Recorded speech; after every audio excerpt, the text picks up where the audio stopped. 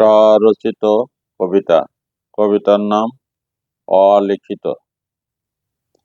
এ জগতে চলে এক অদ্ভুত রকম রীতি, ভালোর সনে শত্রুতা, মন্দের সঙ্গে প্রীতি।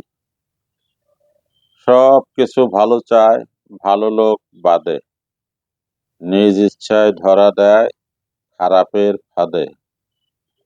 খোঁচা মেরে বড় করে রইলে কোথাও ঘা, দশজনের সুখে সুখী হতেই চায় না।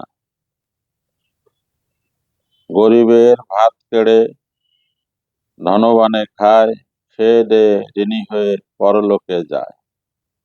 জগতের রীতিনীতি বোঝা খুবই শক্ত, শক্তিহীনের মরণ দূত, শক্তিশালীর ভক্ত।